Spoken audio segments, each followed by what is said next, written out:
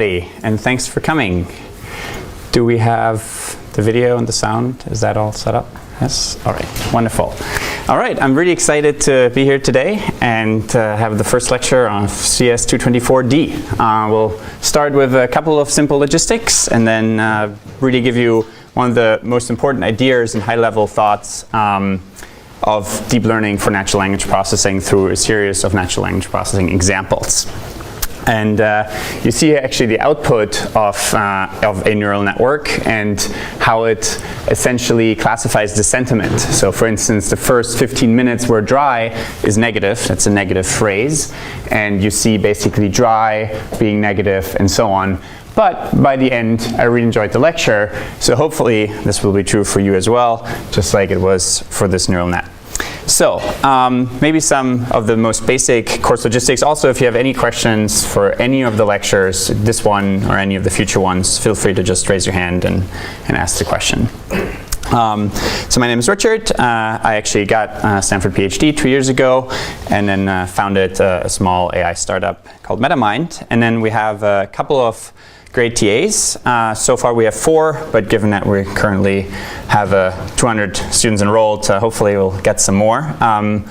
One is working on the camera, Samip. Maybe you can raise your hand. And can the other ones who are here also raise their hands? Oh, there's James. And I guess David I haven't met yet. He just signed up. And then Bharath is also one of our TAs. He's a PhD student. So you already got the first part right, which is we'll be here from 3 to 4:20 in Gates B1. Generally, there will be 3 major problem sets, and there will be a lot of programming. So hopefully, and we'll get into that a little bit more, that is something that you're comfortable with already. We'll have a bunch of office hours. If we schedule them well, probably one every day. They'll start next week. All the ones from the TA start next week, but I actually will have an office hour right after this lecture in case you have any questions sort of around general organization already.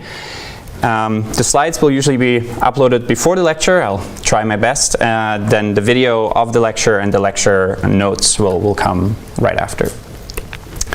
All right, prerequisites.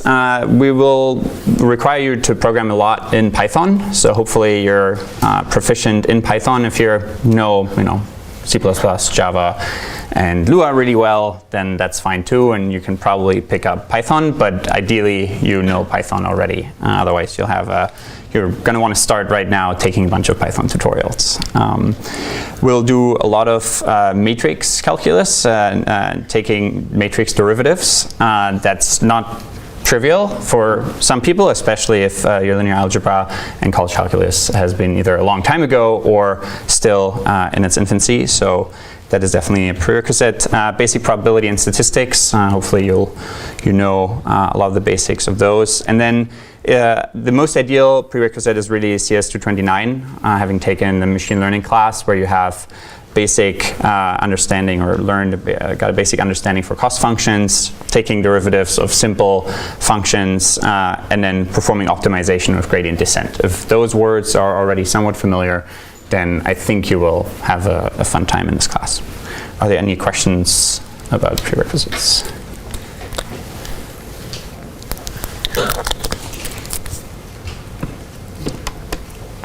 All right. Grading.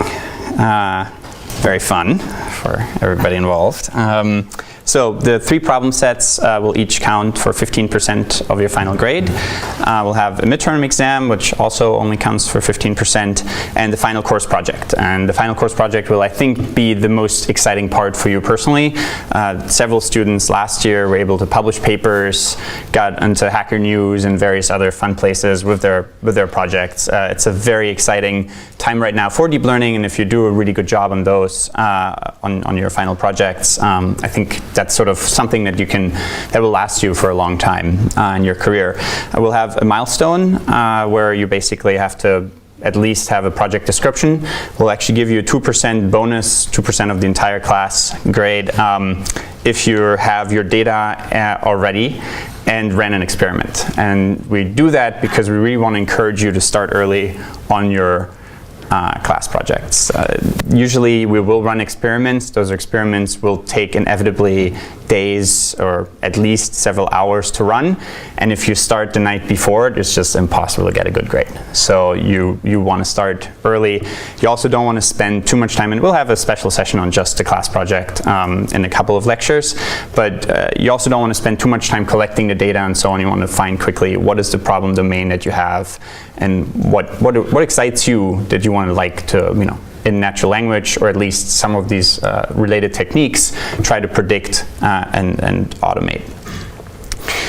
So I've last year found that several students who had a really great time came to a lot of the office hours, and then some students who didn't have a great time never came to the office hours. So this year we're going to try to make it a prerequisite or part of your grade to at least show up to one project advice office hour throughout the quarter. So it'll be a very simple thing like check mark once you came, we talked about your project, and then you're all set for that. There will be a final write-up project, and then we'll have a big poster presentation probably in the Gates lawn.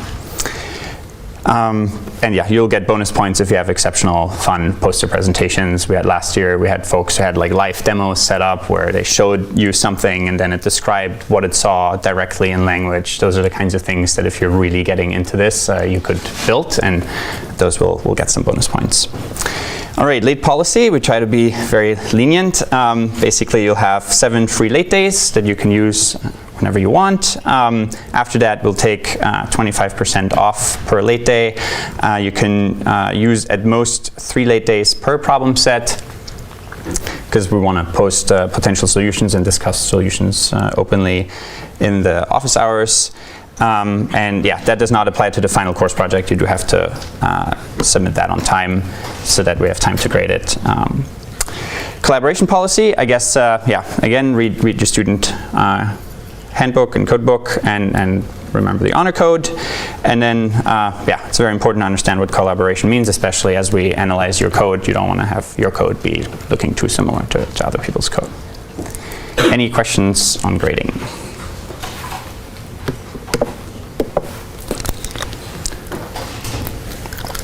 If you use your late days, can you still get the 2% bonus on the milestone? Yes. Cool. All right, so I want to give you a very high-level plan and overview of the problem sets, because they're going to be a major piece of the class. So I think if I sort of look at the class material the way we have it in from last year, the first half of the class will be quite hard, because you have to learn everything from scratch, and we'll actually make the first problem set also in pure or raw Python, just to make sure you really understand all the basics and mechanics. And then this year, we'll update problem set 2 and 3 to actually use a library called TensorFlow that was just introduced last year. It's a pretty brand new library that still has some problems, but I think the future for deep learning and practice will always involve some kind of automation, and libraries like TensorFlow or Torch. No worries if you don't know those yet. But these are basically becoming standard tools, and I felt it would be weird to make you do all 3 problem sets all from scratch in raw Python. So once you really got up to speed with problem set 2, which will be a pretty major neural network architecture, a very important one, so-called recurrent neural networks. Once you're up to speed in TensorFlow for recurrent neural networks, you're basically the world of NLP will be your oyster. Like, you can then all of a sudden do a lot of really amazing things.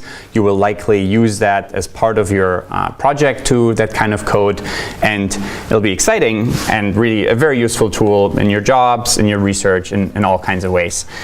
But it's also non-trivial to get there. So if you have sort of high-level things you can plan throughout your quarter, make sure you're really up to speed through the second half, because then we'll also make problem set 3 a lot shorter, and because you then have the tool of TensorFlow in your tool belt, you'll be able to solve it, I think, relatively easily. So yeah, we'll again make problem set 3 a lot shorter so that you can have more time for your final projects. All right, so those were all the organizational things. Are there any questions around organization?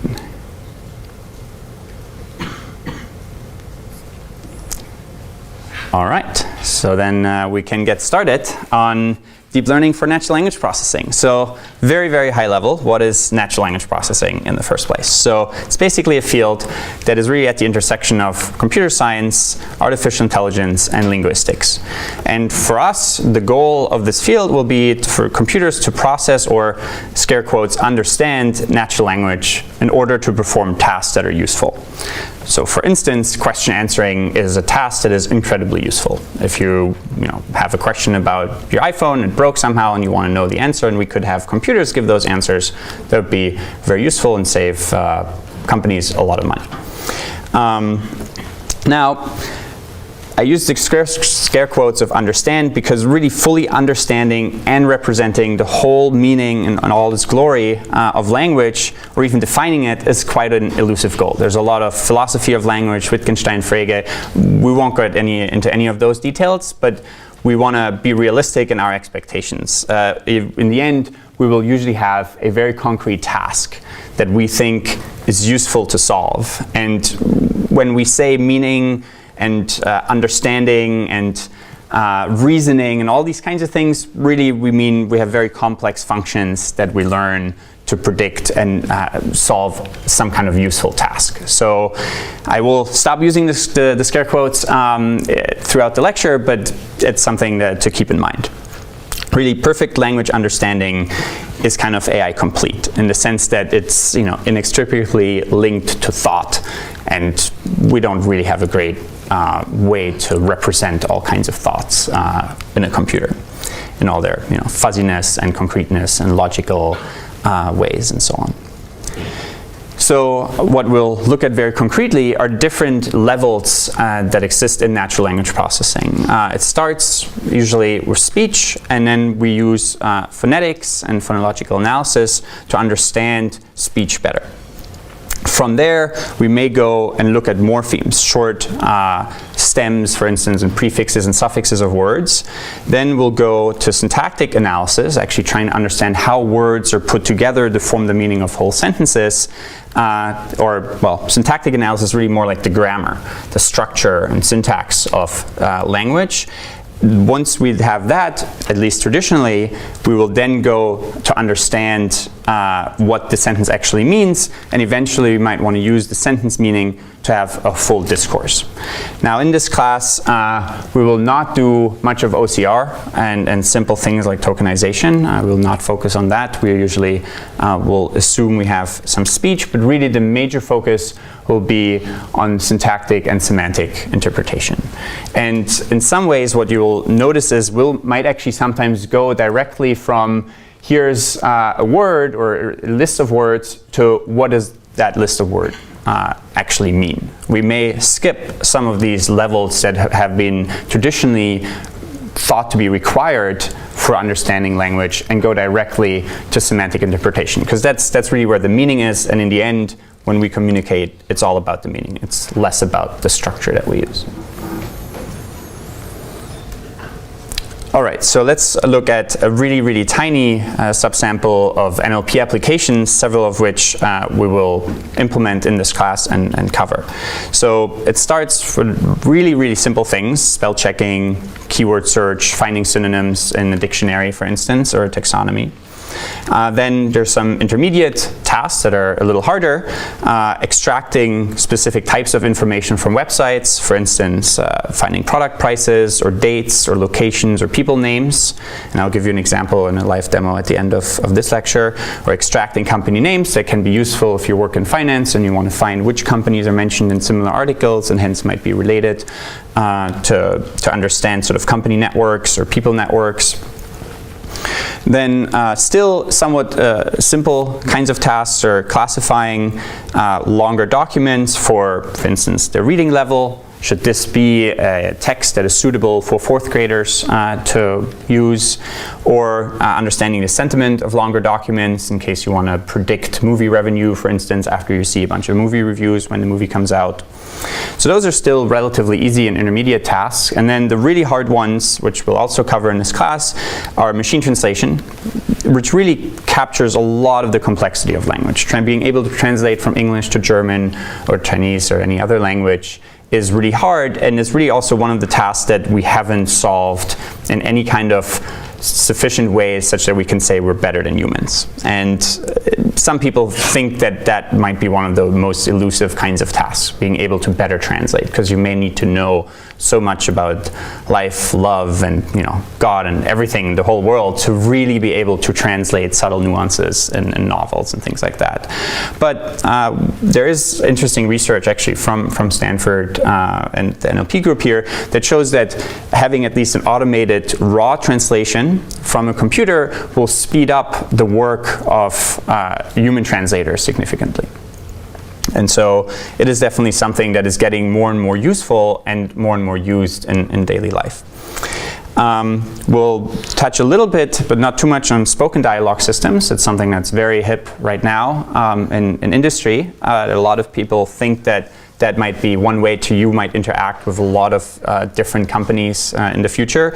Instead of having to email somebody or call somebody, you can just type in a chat window and or speak directly and have an algorithm or a deep learning model essentially communicate with you. And that kind of leads us also to some complex question answering problems, where you might require logical reasoning to answer a question. You may have to read a bunch of materials in order to be able to really give an accurate answer to a question. So I guess I mentioned a couple of these already, but here are some more real applications that you see in industry, and a lot of them actually in this area. Of course, we all know search, and both written and spoken search nowadays. Online advertisement uses a lot of natural language processing to understand language. Automated or assistant translation I already mentioned, doesn't always work that well. Sentiment analysis is a very interesting task because it's one of those general classifiers. If you once train a really good, accurate sentiment classifier, you can use it across a whole host of different tasks. You might want to understand movie reviews, but you might also want to understand customer sentiment, like this customer is really angry when they're complaining about something. That too actually has some interesting pitfalls. So here's an example where Anne Hathaway starred in a movie that had really positive reviews, and then right after the positive reviews came out, the stocks for Berkshire Hathaway, the company, surged a lot. And so we know already that people are using automated sentiment analysis to financially trade, basically, do automated stock trading. And in this case, they didn't do what we call entity disambiguation properly. They didn't realize Hathaway was the person here and not the company. So there's still room for improvement, and it's clear that there's a lot of interest for these kinds of techniques in industry. So why is natural language processing so hard? Why do we need a whole lecture? Why can't we just take some standard machine learning techniques and apply them to text? Well, I guess I touched upon this a little bit, but there's a lot of complexity in representing, learning, and using linguistic, situational, world, and visual knowledge. So when we try to understand language, it touches also on the visual world, some meaning that we have, for instance, grounded. So we ground the meaning in the visual world. So what's the meaning of green, if not something that we as humans can see as green, right? That's a simple example. Now, there's also a huge amount of ambiguity and world knowledge that you need to, for instance, just understand this very simple sentence. Jane hit June, and then she fell. Now, if it's fell, who do you think she refers to? That's right. But if she ran, then she probably ran after she hit her, and then it's Jane. So the verb that comes after this word basically helps us to do so-called anaphora resolution, basically understanding what this pronoun here refers to. And basically it could be either Jane or June, depending on the meaning of the verb that follows it. And traditionally, when people started doing natural language processing way back in the 50s and 60s, they said, well, I can just define the list of all these words and then I will know. And I will be able to make computers understand language. And that just failed miserably because there's so many exceptions, there's so many different words you could try that, and there's no way you will ever be able to write down by hand all the rules of language and how you would understand it. Here's another really interesting example of ambiguity. I made her duck. So let's see if we can come up with a couple of different interpretations of that sentence. So the simplest one, well, I don't know. It's actually, it highly depends. It's even a little culturally dependent. So does anybody have a first interpretation of I made her duck and describe it in like a different sentence? Yeah. I cooked someone a dish that is consisting of duck. That's right. So that's the first one. I cooked her a duck. I made her physically duck, yeah. That's right. You like, you know, swing a bat or something accidentally and she had to duck. What else? Yeah. You transform her like use some magic. Interesting. I would say I made her a duck, but yeah, I could see that. Yeah. You created her pet bird, her duck. That's right. You carved maybe like a duck out of wood, and you made her a wooden duck by carving. And maybe there's one more. Yeah. You turned her duck into a made man. Whoa.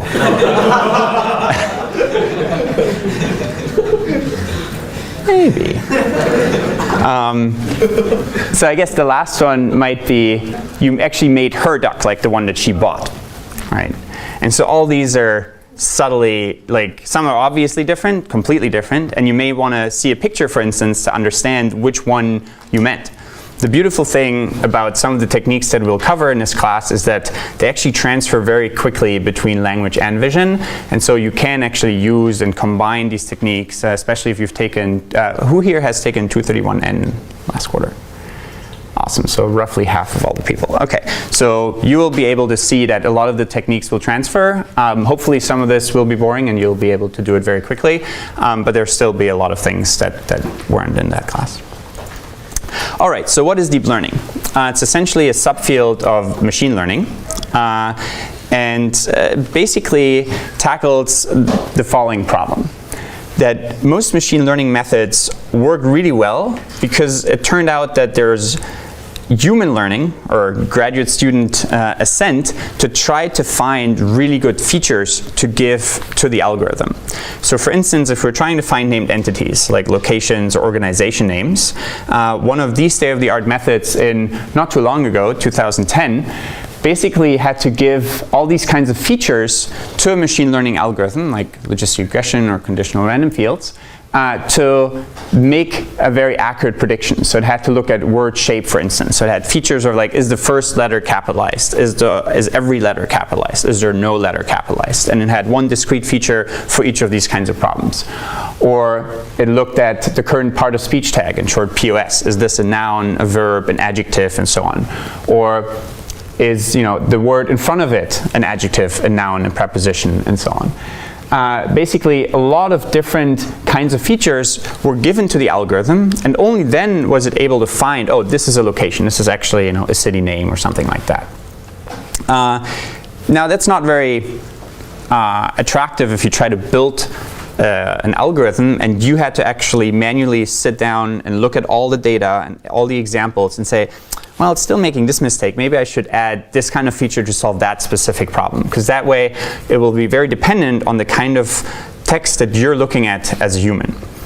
And in many cases, it will actually be too specific to that data set that you're looking at. And then if you have another language or another kind of data set where now all of a sudden the people are from a different country, and you have to look again and manually look at over all these features. And the beauty of deep learning will be that we'll actually try to automate that process. So when you look at machine learning in practice, it used to always be that you spend the majority of your time describing your data, looking at how to basically make sense of it to a computer such that it can just kind of optimize a very simple function. And at the very end, you'd have the learning algorithm. And this is even a sort of optimistic way. Some people might say it's really 90% to 95% of you sitting down, becoming an expert in your domain, and then classifying or making certain kinds of predictions. And really, the learning algorithm is just very simple optimizing of weights, or basically saying this feature matters this much for this example. And it used to be that really to do the overall process very well, you kind of had to have a lot of experience, maybe even a PhD in that specific domain to do well overall. Now, in deep learning, we'll basically try to learn these representations. And you can see deep learning as a type of representation learning, which essentially attempts to automatically learn these features or representations by giving it the raw data. Raw data in the case of images was just the raw pixels. In our case, it will be just the raw words, or even lower level, just the raw characters. And then you give it the raw characters, you say this sentence is positive, this sentence is negative. You give it thousands of examples of positive or negative sentences, and then you ask the model to figure out which words seem relevant, which order of the words seems to matter. This was, not a good movie, but well, yeah. So is not before the adjective and then becomes negative or things like that. You don't want to manually define any of that stuff. You just want to give it a lot of examples and have it figure out how to describe it and then make a final prediction. And what we'll see a lot, and no worries if you don't understand this figure yet, is that these deep learning algorithms will essentially attempt to learn automatically these multiple levels of representations. Now, sometimes we will be a little fuzzy with the term deep. Turns out, for instance, next lecture we will go deeply, no pun intended, into word vectors. But word vectors are not going to be actually deep models. They're actually going to be very shallow models. But there are ways for us to start seeing everything in the right kind of light and with the right kind of mindset.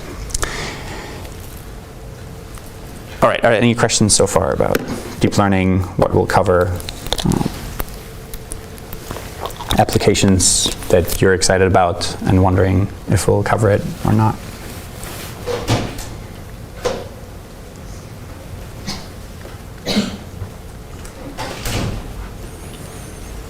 All right, so a little bit on the history and the term of deep learning.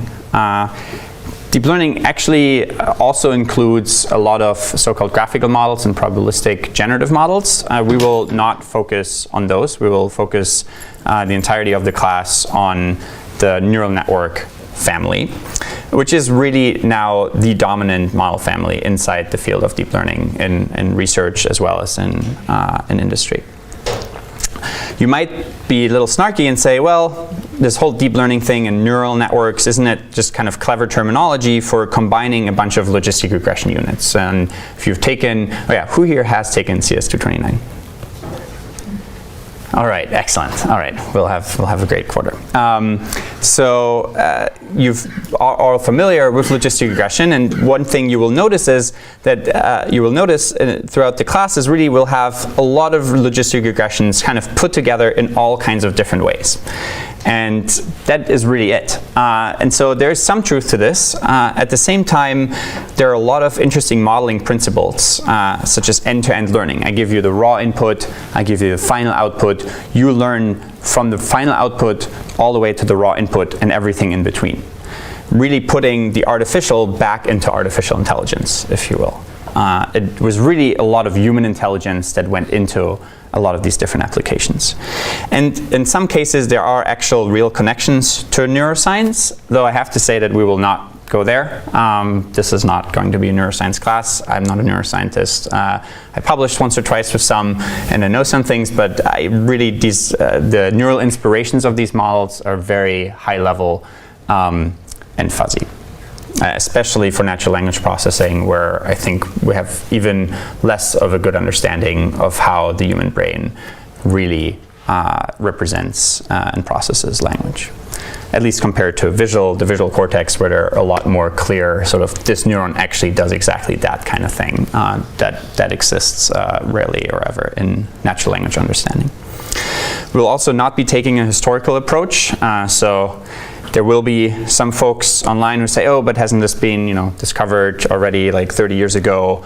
by this person, and in many cases that will be true, and I'll try to give you the links, but I'll not ask you to read sort of historical papers. In many cases they're superseded, and while a lot of the very core ideas of deep learning have been around for several decades, there's still a lot of new techniques, and I think you can get a lot out of this class without necessarily knowing the full history of it. But if that is something that you're interested in, there's a great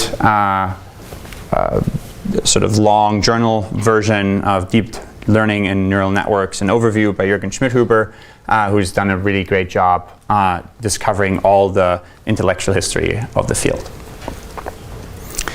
All right, so now why does it really make sense for you to take this class, and why am I so excited to teach it? I mentioned a couple of these before, but basically the field of AI had really been a lot about understanding your domain incredibly well and then designing features that often turn out to be overly specific to the problem that you were looking at, or incomplete because you can look at as much data as computers could, and it took a very long time to design and validate those kinds of features. On the other hand, with deep learning, we will learn these features, and that will make them easier to adapt, much faster to learn, and literally you will be able to solve problems in this class in your project that used to take 2 or 3 years for teams of 10, 20, up to 100 people, depending on how good you are in your project. And do this fully automatically. It's quite magical if you know sort of 10 years ago how long those kinds of things would have taken. Deep learning provides a very flexible and almost universal learnable framework for representing not just linguistic knowledge, but also world knowledge and visual kinds of information. And deep learning will also, and we'll see that starting next class, be able to learn in an unsupervised way. We'll just give it a bunch of text, and it will figure out interesting relationships and the actual meaning of words, just from looking at a lot of raw data.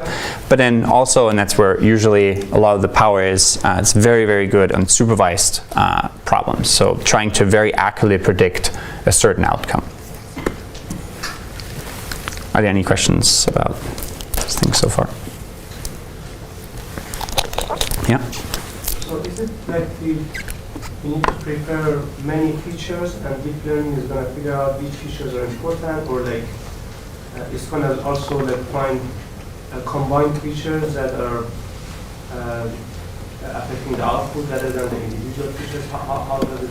It's a good question. So the question is, will we give a lot of features to the algorithm that will learn how to combine them?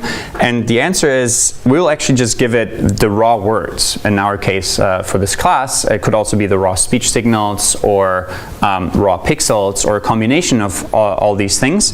And then it will learn how to combine them and how to combine the features of those features in various different deep levels. So it will be completely, in the end, automated. You just give it raw text, a model specification, what output you'd like to predict from that text, and it will learn all the features and combinations of them automatically. Yeah.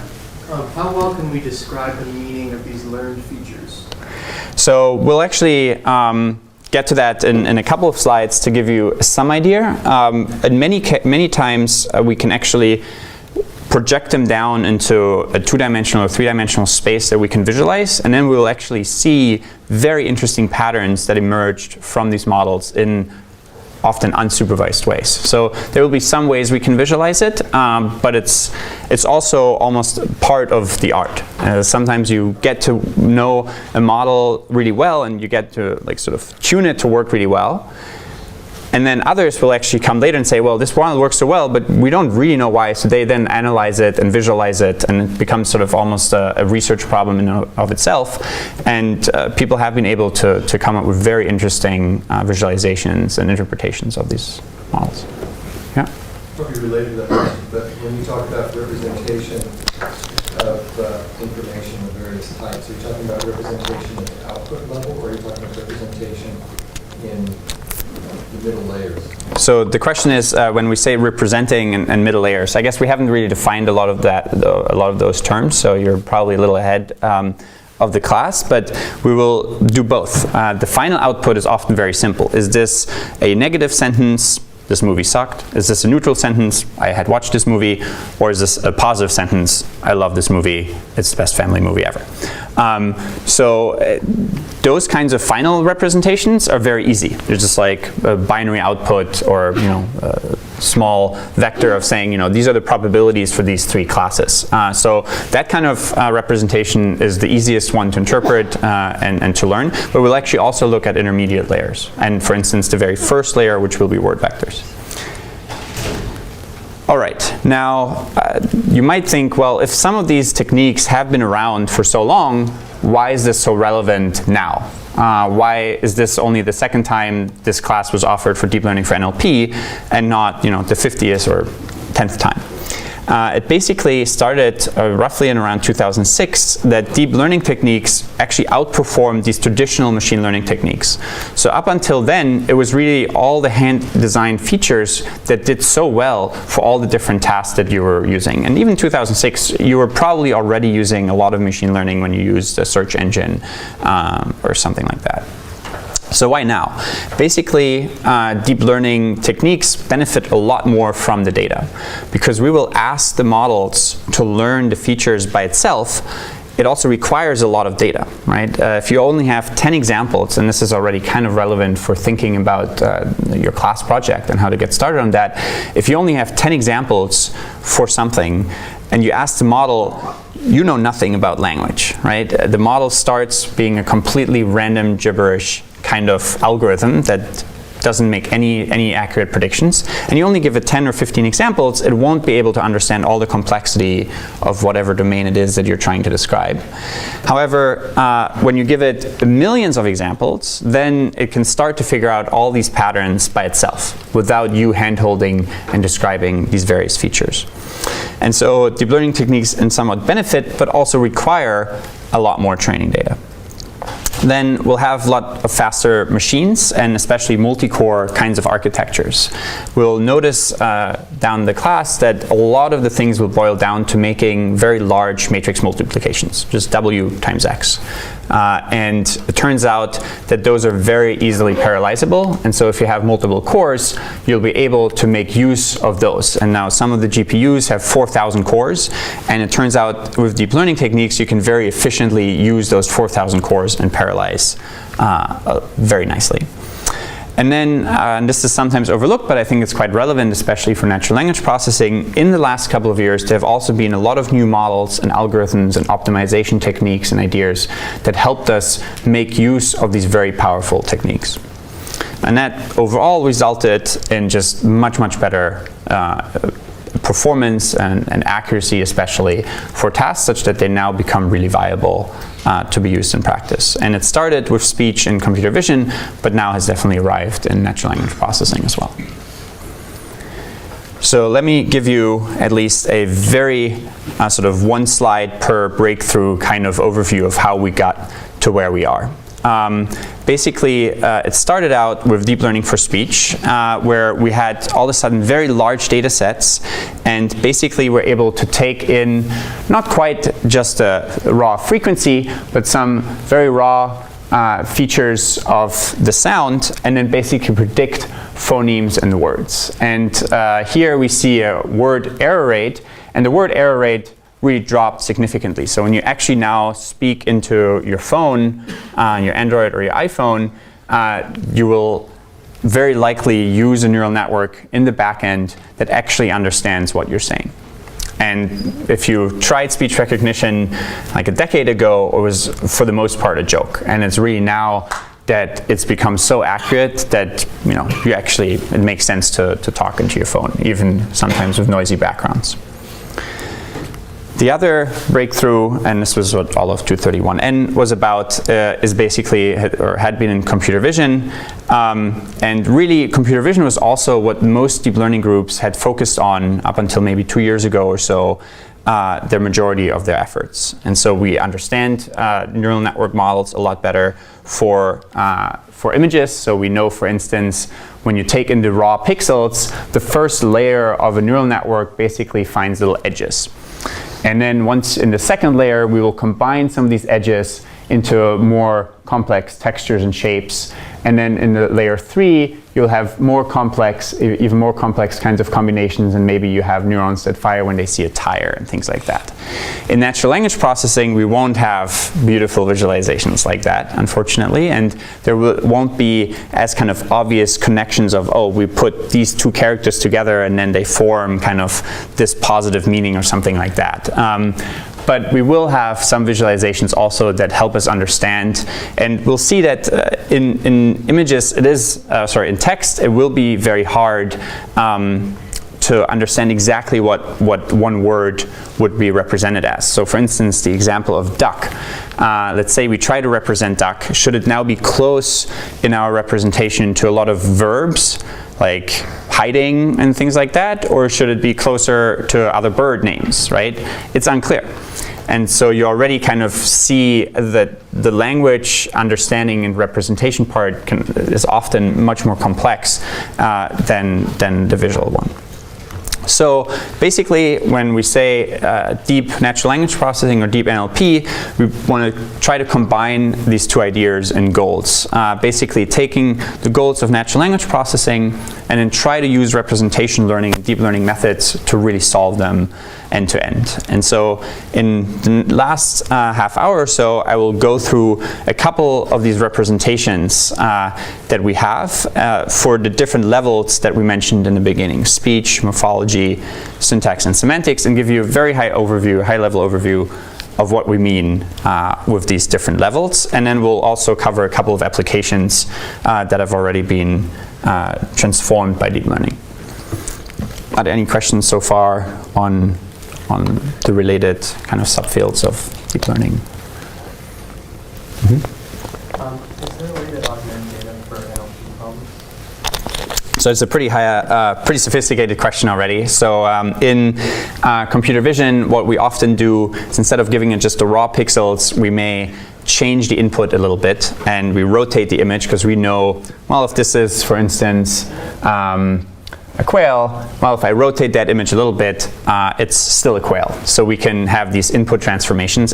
Don't worry if you don't follow this yet. We'll get to that in a little bit, in several weeks. But basically, it's much less obvious how to do that in NLP.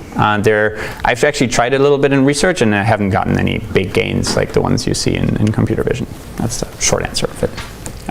I guess to follow up on that question, we could substitute with like synonyms and things like that, right? That's right. But what we'll see is that that is already captured pretty well by the deep learning models themselves. So.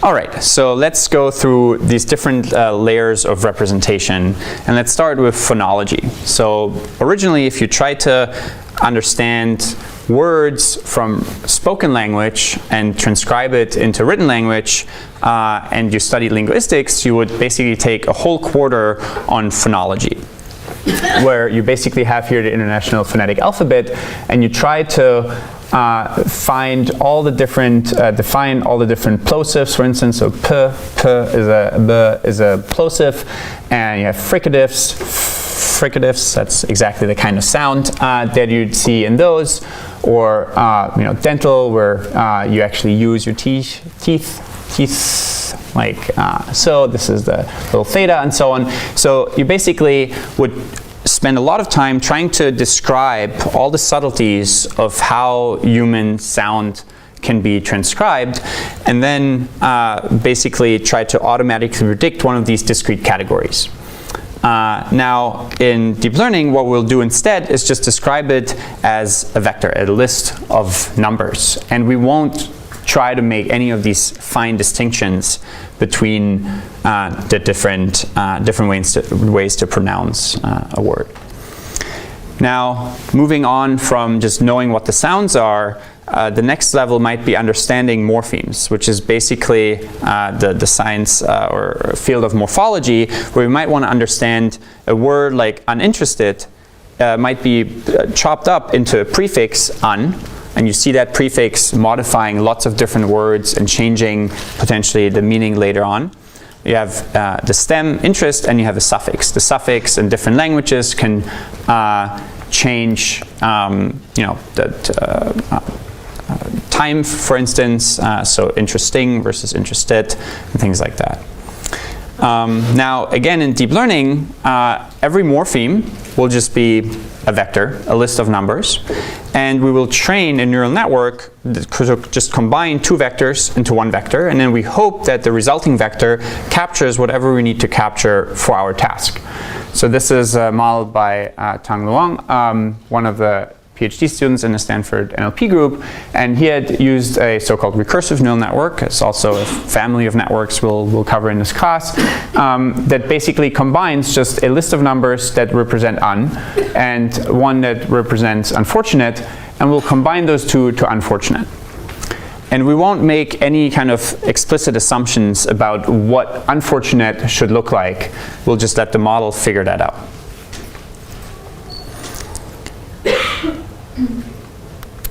So now word vectors, you won't see them very well, but I'll zoom in a second. The next level after we understand sort of the parts that words are combined from, we want to understand the words themselves. And I'll zoom in a second, but basically with unsupervised deep learning techniques, we'll understand that certain words are similar to one another and they're in certain relationships.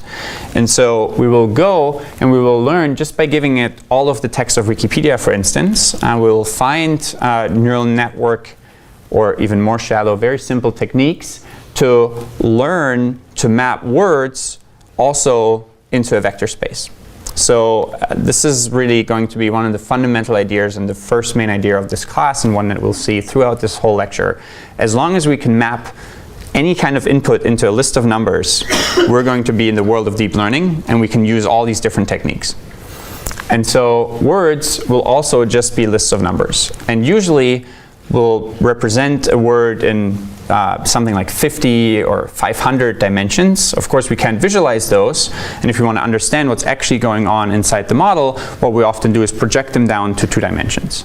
And then we actually see interesting patterns, for instance, that countries all map into somewhere similar sub-area of this high-dimensional vector space. And for instance, companies like France and Germany that are actually close to one another in some fuzzy way, you know, geographically, also culturally, maybe a little bit. Interestingly enough, their vectors are also closer to one another than, you know, other countries that are further away. And those might be also more similar again to one another. And these are things that will be learned automatically from just giving it a bunch of raw text. And again, you'll see that it doesn't always make sense. There will be problems when you represent everything as just a single list of numbers, a single vector, but it will be very useful to solve a lot of different tasks nonetheless.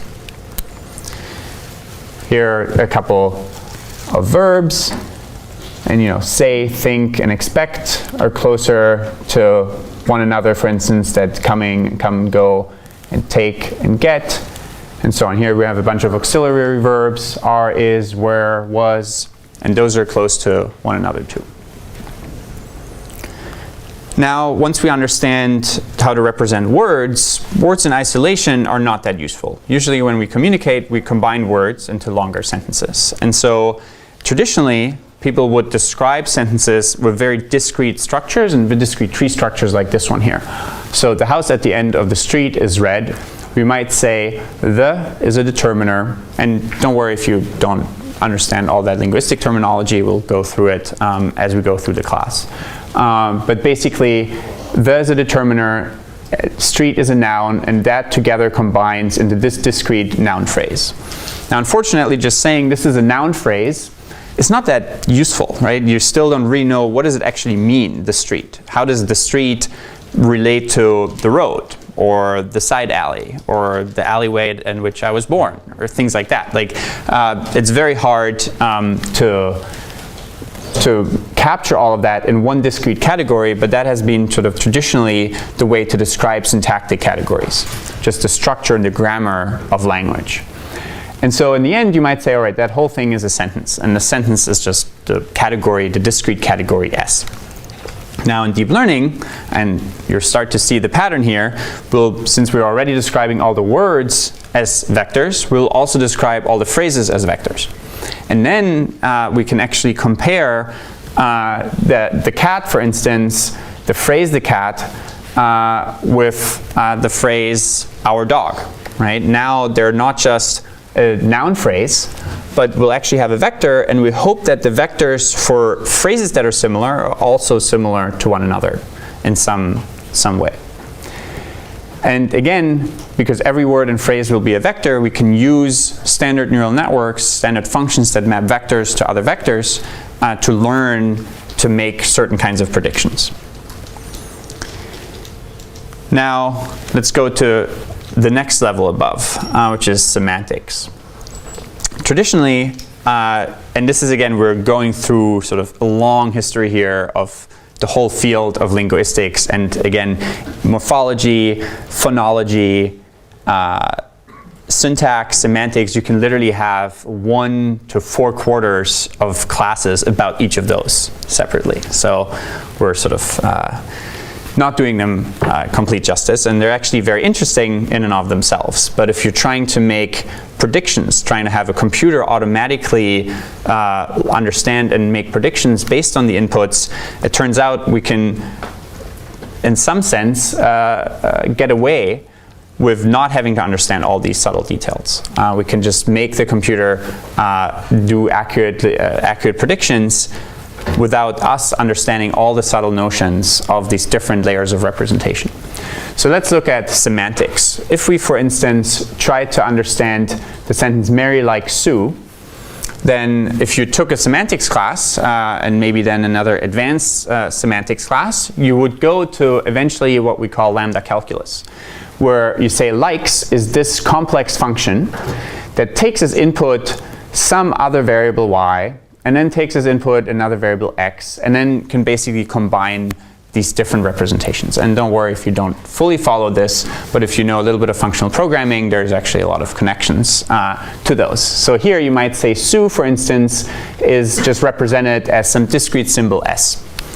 And when we combine Sue with the verb likes, then what we'll get is basically a reduction here of lambda, and now we'll get this thing, which will, this expression is lambda calculus expression, where we replaced one of the variables, the free variables, with this concrete term s.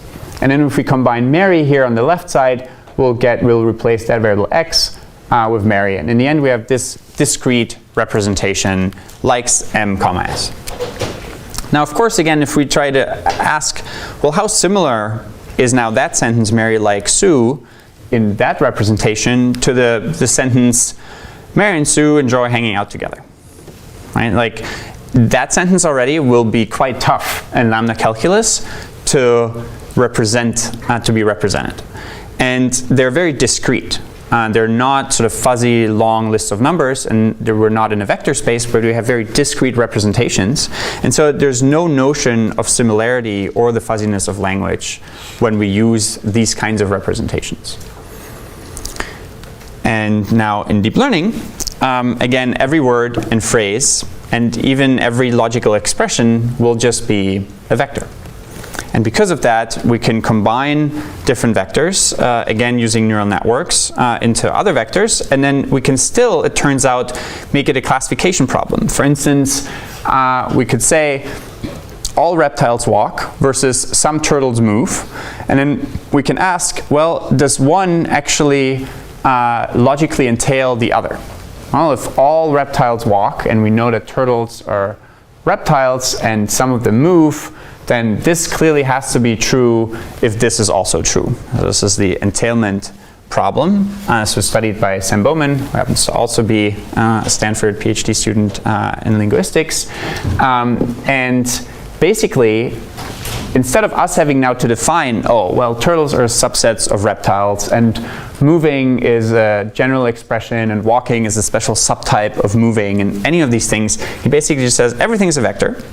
Let me just train a model with the final output that I care about, with a simple logistic regression at the top, and just say, yes, no. These two sentences are in this relationship, or they're not, and I learn everything in between. And eventually, amazingly, the model, without us having to manually define that, reptiles is a supergroup of turtles, and moving is basically more general than walking. Without us having to define any of these things by hand, the model figured it out to make the final correct prediction that one entails the other. Yeah. How many examples did you train that? You do need a lot of examples, right? You basically, like in the thousands. Generally, if you,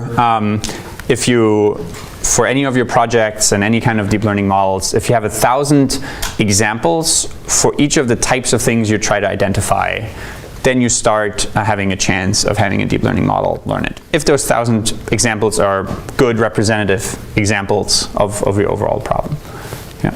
Would you lose some kind of like alignment information? Because traditionally in the semantic lambda calculus, the difference is going to be all and some are going to be very two different lambda expressions. Mm-hmm. And actually matching them one-on-one is one of the ways that humans do compare them, do entanglement relationships. So do you think this kind of like tree composition structure might not be the best structure? It's a great question. So here we actually said we first combine all in reptiles and then say all reptiles now is combined with walk. And here we say some turtles. And first you try to represent the meaning of some turtles, and then you combine it with move. Now it turns out that you don't even need to have the tree structure. Eventually we'll just read words from left to right, and we'll do almost as well, in some cases better, in some cases only slightly worse, to having this complex grammatical structure where you understand that so why do we have the tree structure in the first place? And again, we'll have a whole lecture on just understanding tree structures better. But generally, you wouldn't say reptiles walk and then say all of that, right? It is much more intuitive to say this sentence first basically describes an agent or basically a noun phrase, and then you say now all of these reptiles, all reptiles, and then you combine that with walk instead of saying reptiles walk and then adding all after that. And so this is kind of the very, very high level idea of syntax and grammatical structure. And we won't need to go into too many details of that, but yes, sometimes the trees help, but not always. Yeah? Is the claim that a properly trained model has different layers that actually does these things, or is it that with proper training you can mimic each of these levels with like an appropriate method? So it's a little advanced of a question to really answer it. I think we'll need more time and sort of a lot more of the knowledge that we'll cover in this class. In the end, the hope is that if you don't have the tree structure, but you think it is required for the problem, that you will actually learn it sort of not subconsciously, that would be a lot of scare quotes, but implicitly. That if you just go from words from left to right, that the neural network keeps some kind of simple stack, for instance, and some neurons will capture, oh, now something happened, and now keep these things into, put them into this subspace and things like that. So we'll get into that a little bit more, sort of half of the lecture, half of the quarter. And but yeah, that's a short version of that answer. It's not very satisfying yet, but I guess that's why we'll have the class.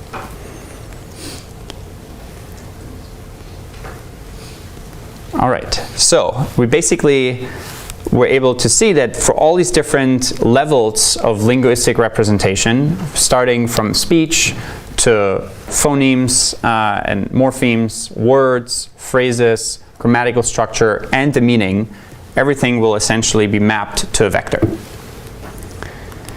Now let's look at a couple of applications. So here's one for sentiment analysis. And just again to help you understand how amazing it is that we'll be able to do in this class, and we'll be able to build some sentiment analysis models that are very, very accurate. I'll tell you a little bit about traditionally what it meant to do very well in sentiment analysis. Basically, you had to have a curated sentiment dictionary. And you said, well, if we try to do this really accurately, let's all sit down and think about all the positive words that we have. Wonderful, awesome, amazing, great, sweet, and so on. And then you look at your errors, you say, all right, now let's just basically sum up positive words and sum up negative words. And for each new sentence, we say if there are more positive words than negative words, we say this is a positive sentence. And that's our algorithm. Very simple algorithm. We look up something in some dictionary and do that. And then in that kind of project, what you would notice once you look at the errors that your algorithm makes, you see, oh, well, there's also negation. Right? And so I'd say, well, if I see any of these positive words and then I see not in front of it, I'll just say it's negative. So not good, not wonderful, and I'll say it's negative. And then you look at that and you say, well, not awesome, but still okay. Might actually be not negative, but it might be neutral or just slightly less positive, right? And you keep doing that until you realize you're never going to actually be able to write down all the rules by hand. Now what we're able to do is we basically give it a lot of examples of phrases and sentences, and we can train a single model that takes in these raw labeled phrases and makes a final prediction, and then was able to outperform all this human engineering of this domain of sentiment. And here's again an example. Unfortunately, we're missing all the trees, all the lines for the trees. But basically here we have humor is very positive, somewhat sadly intelligent humor is not as positive as just humor. But basically this whole phrase, intelligent humor, is identified as positive by this model. Now any other kind of intelligent humor is still positive. Cleverness and wit or other kinds of intelligent humor is positive. To care about all these positive things is still positive, but then, or neutral here, so this is a misclassification. But then once the movie doesn't care about them, the algorithm learned that now it's actually negative. So not caring about a bunch of positive things turns out to be negative. And again, we didn't have to give the algorithm this kind of rule, like not caring about positive things and so on. It just learned it automatically.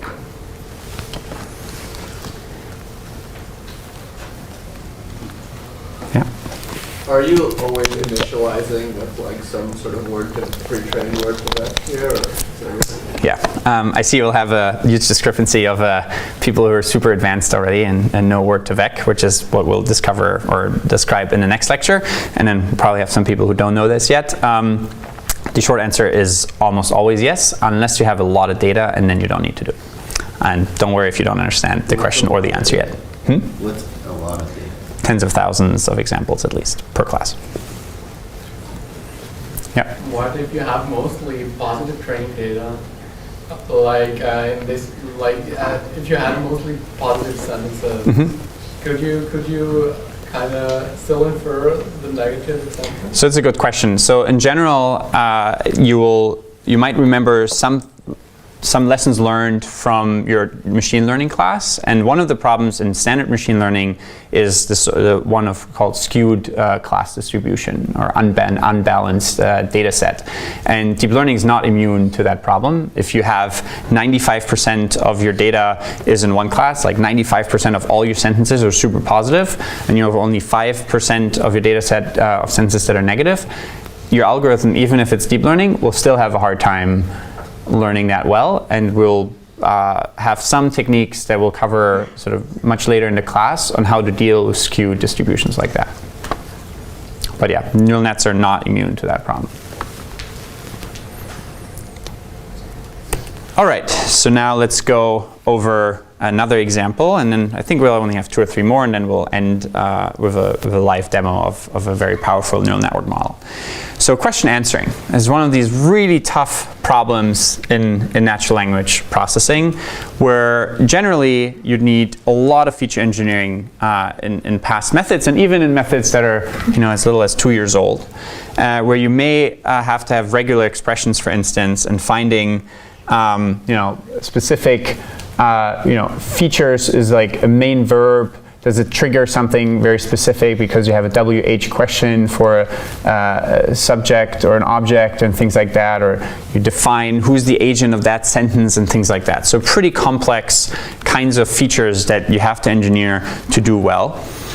And basically, in deep learning, there's some folks who use the exact same model architecture, the same kind of neural network architecture that we use in morphology, in syntax, in logical, semantics, and sentiment. In this case, it was a recursive neural network. The same kind of recursive neural network that was used for all these different levels turned out to also be able to answer questions for more complex kinds of things.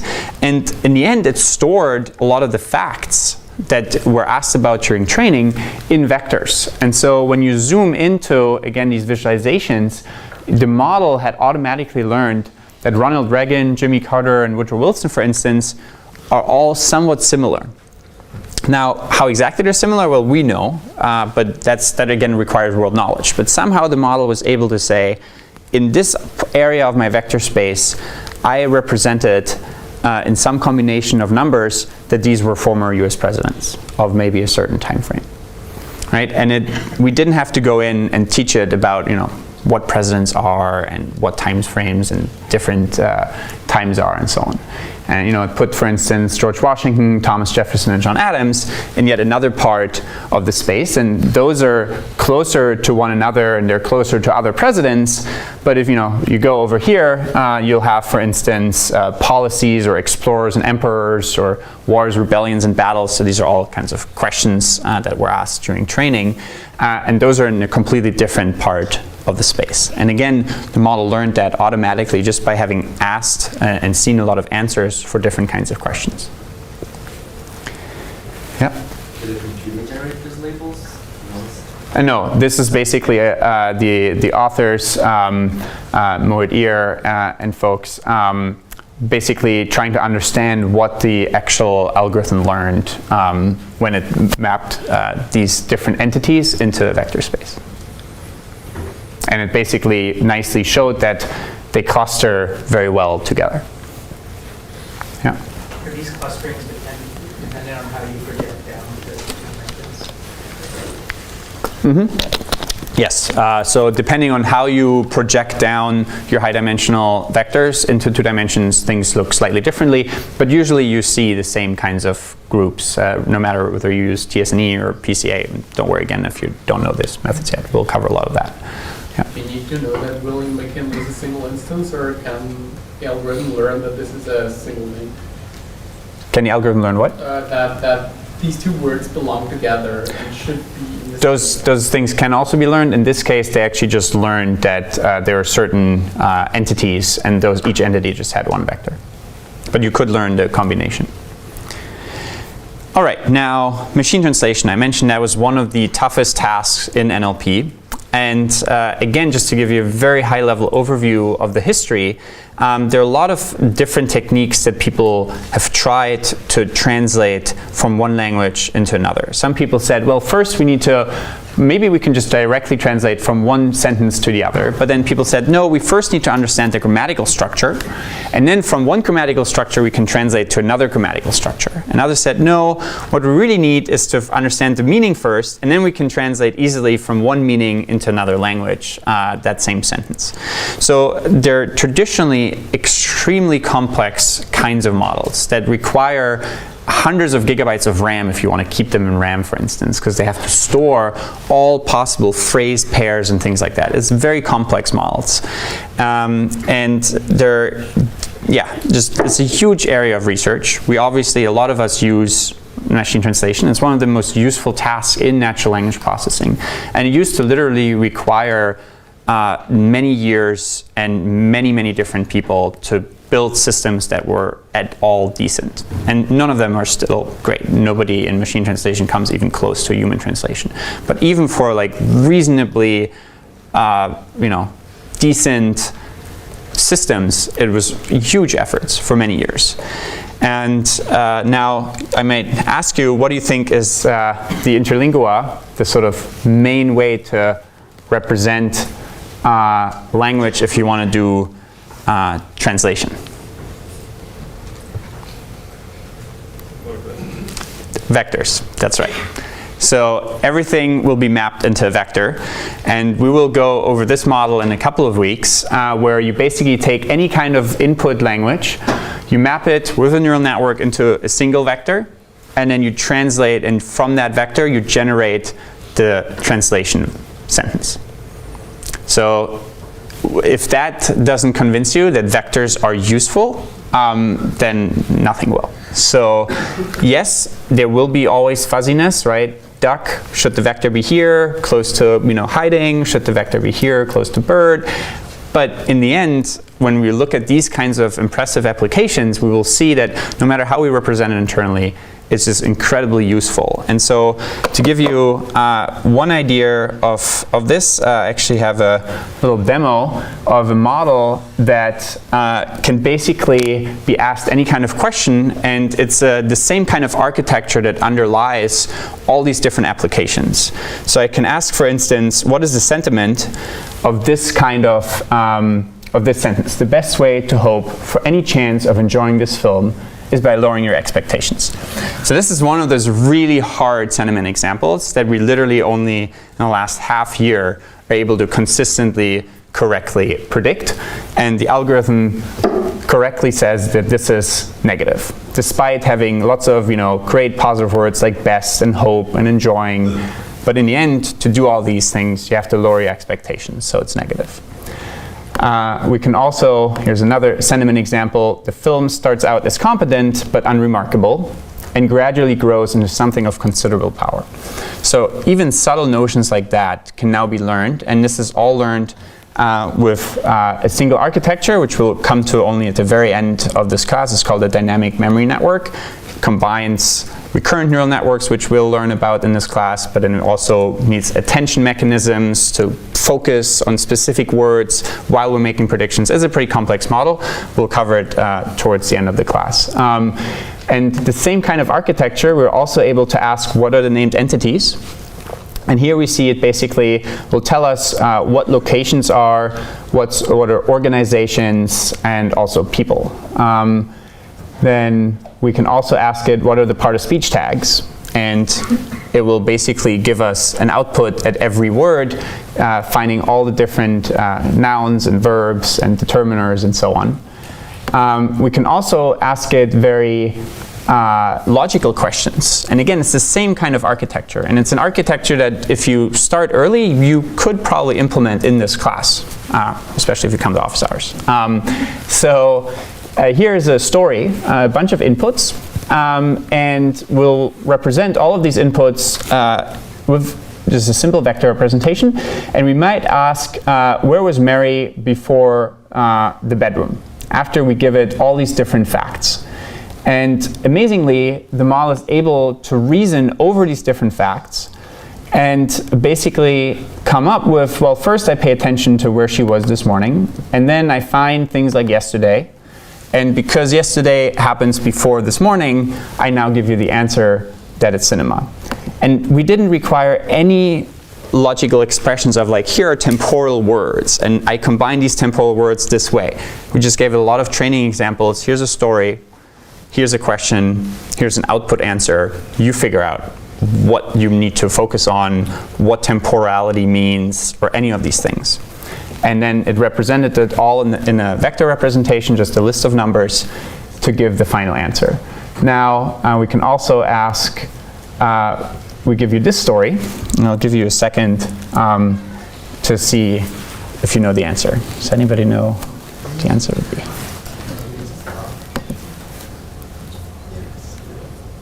I think I heard it. That's right, yellow. And so if we ask this question, what color is Bernard, we really have to look at the input multiple times. In the first iteration of asking the question, what color is Bernard, we might just find Bernard is a frog, and that's what the model pays attention to. But it doesn't yet know the answer. It's still, from just knowing that he's a frog, you might not know the answer. But then it goes and finds other sentences about frog, and going over the inputs again, realizes Lily is a frog, still knows it's not enough, but now goes and finds Lily is yellow, and then actually transitively reasoned over these different facts to give us the final answer. And that kind of thing, that used to require humans sitting down and defining what's transitive logic. How do you go from A to B to C and then know that it goes to A to C too? And now all you need to give it is a bunch of vectors and represent that, a bunch of these kinds of input stories, in this case question, answer, input triplets, and the model figures it out. maybe to show you how general this is, again, you don't need to have any knowledge about the language. In some kind of almost sad way, it's just a bunch of IDs and we learn vectors for each character or for each word. And we can make very accurate predictions at the end. So I'm not going to make a fool of myself trying to read that out loud, but I think it's kind of a fun sentence. And again, question answer input triplets represent everything as a vector, make very accurate predictions.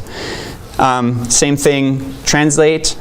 Question is, translate to German, give a bunch of question input triplets, and you can build a translation model.